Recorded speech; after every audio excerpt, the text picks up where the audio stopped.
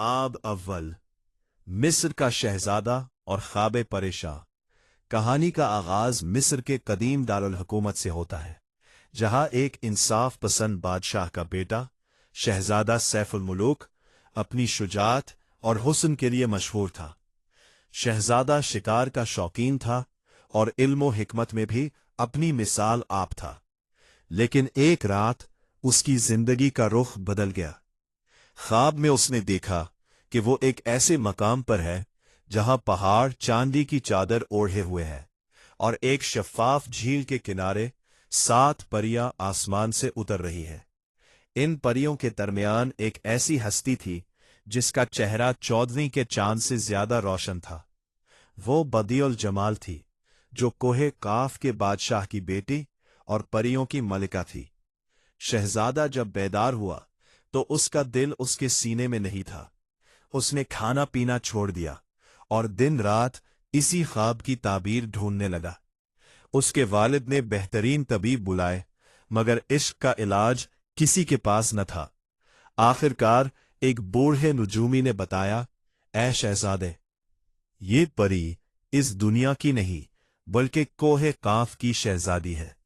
इसे पाने के लिए तुम्हें मशरिक के इन बुलंद पहाड़ों का रुख करना होगा जहां फरिश्ते उतरते हैं। तुम्हारा सफर तवील होगा और इम्तिहानात कठिन। बाब दोम 7 साला सफर और कठिन रास्ते। शहजादे ने शाही लिबास उतार फेंका और दरवेशी इख्तियार कर ली। वो मिस्र से निकलकर सहराओं, समंदरों और घने जंगलात से होता हुआ बरसगीर पहुंचा। रिवायत है कि इसे इस सफर में 6 से 7 साल लगे। इस दौरान इसे भूख, प्यास, जंगली जानवरों और डाकुओं का सामना करना पड़ा, लेकिन उसके दिल में लगी मोहब्बत की आग इसे सर्द नहीं होने देती थी। जब वो वादी कागान मौजूदा नारान पहुंचा तो इसे महसूस हुआ कि वो अपनी मंजिल के करीब है। यहां की हवाओं में वही खुशबू थी जो इसने ख्वाब में महसूस की थी। इसे एक बुजुर्ग दरवेश मिले जिनकी उम्र सैकड़ों साल मालूम होती थी। दरवेश ने इसे बताया, तुम ठीक जगह पहुंचे हो, लेकिन याद रखो, बदियल जमाल अकेली नहीं आती। इसकी हिफाजत के लिए सफेद दीव का पहरा है। वो जिन्नात का सरदार है और बदियल जमाल का असीर है। अगर तुमने हिम्मत हारी तो ये पहाड़ तुम्हारी कब्र बन जाएंगे।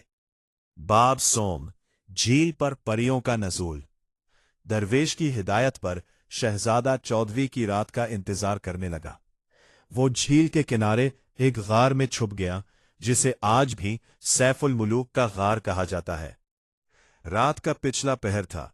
चारों तरफ मुकम्मल खामोशी थी, सिर्फ पानी की लहरों की सरगोशी सुनाई दे रही थी। अचानक आसमान से एक नीली रोशनी नमूदार हुई और एक के बाद एक 7 परियां झील के किनारे उतरी। उन्होंने अपने तलिस्मी पर उतारे और झील के ठंडे पानी में नहाने लगी। शहजादे की नजरें बदियल उल जमाल पर जम गई।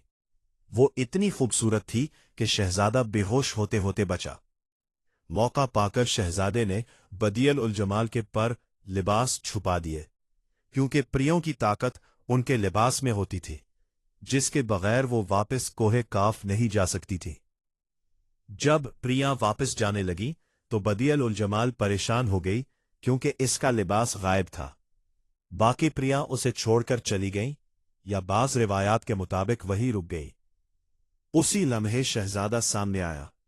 बदियल उल जमाल पहले तो डर गई, लेकिन जब उसने शहजादे की आंखों में सच्चाई और बरसों की तड़प देखी तो उसे भी इस इंसान से मोहब्बत हो गई।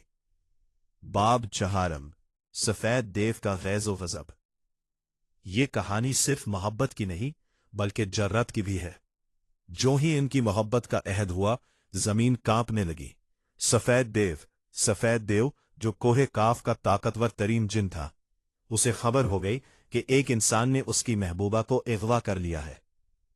वो देव इतना बड़ा था कि इसका एक कदम एक पहाड़ से दूसरे पहाड़ तक जाता था।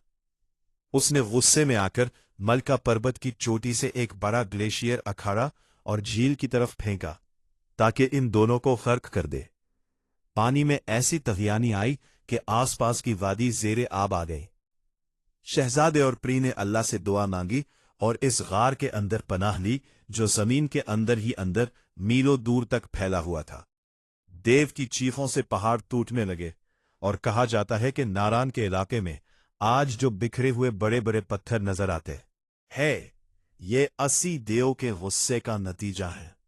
बाब पंचम, जिन्नात की बस्ती और माफोकुल फितरत वाकयात। मकामी किस्सा को बताते हैं कि सफेद देव ने जब देखा कि वो शहजादे को नहीं पा सका तो वो झील के किनारे बैठकर रोने लगा। उसके आंसुओं से झील का पानी मजीद बढ़ गया और उसकी आहें उजाड़ वादियों में गूंजने लगी।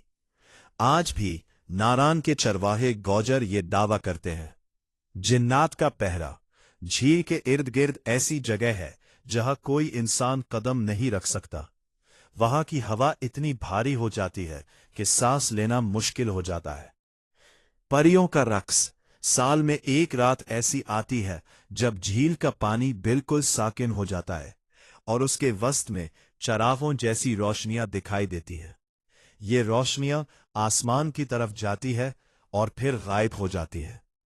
पर असरार मखलूक, यहां के बाज बुजुर्ग बताते हैं कि उन्होंने झील के किनारे ऐसी मखलूकात देखी हैं जिनका कद 7 फीट से ज्यादा है और वो लम्हों में नजरों से ओहल हो जाती हैं। बाब शशम, झील की गहराई और साइंस बमुकाबला रवायत। साइंसदानों ने कई बार इस झील की गहराई मापने की कोशिश की, लेकिन हर बार नताइज मुख्तलिफ आए। कुछ औताखोरों का कहना है कि झील के नीचे एक ऐसा निजाम मौजूद है जो उसे जेरे जमीन चश्मों से जोड़ता है, जबकि मकामी लोग उसे तलस्मी सुरंग कहते हैं जो कोहे काफ तक जाती है। मकामी लोग सियाहों को खबरदार करते हैं कि शाम के बाद झील पर न रुके, क्योंकि उस वक्त जिन्नाती मखलूक का गलबा होता है। कई ऐसे वाकयात रिपोर्ट हुए हैं जहां लोग झील के किनारे रास्ता भटक गए। जब वापस मिले तो उनकी जहनी हालत नॉर्मल नहीं थी। बाब हफ्तम, शहजादा और परी कहाँ गए? दास्तान के मुताबिक शहजादा सैफुल मुलूक और बदीउल जमाल इस गार के जरिए कोहे काफ पहुंच गए और वहां उनकी शादी हो गई। कुछ का ख्याल है कि वो आज भी झील के नीचे बसने वाली एक पोशीदा दुनिया में जिंदा है। मियां मोहम्मद बख्श ने अपनी मशहूर किताब सैफुल मुलूक में इस किस्से को मंजूम किया है, जिसके अशार आज भी पंजाब और सरहद के देहातों में वजद की कैफियत पैदा कर देते हैं। सदा ना बागें बुलबुल बोले, सदा ना बागें बहारा, सदा ना खुशियां, सदा ना मजलिस, सदा ना सोहबत यारा। हरफ़े आखिर एक अबदी सहर। झील सैफुल मलूक सिर्फ एक तफरीही मकाम नहीं, बल्कि ये इंसानी तखय्युल और हिमालय की अजमत का संगम है।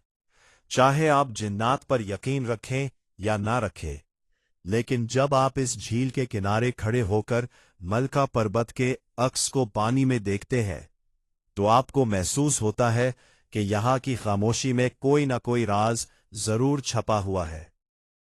सफेद दीव का वो खौफनाक चेहरा, शहजादे की वो तवील जदोजहद और परियों की वो सहर अंगेज महफिलें, ये सब मिलकर सैफुल मलूक को दुनिया का सबसे ज्यादा पुरअसरार मकाम बनाती है।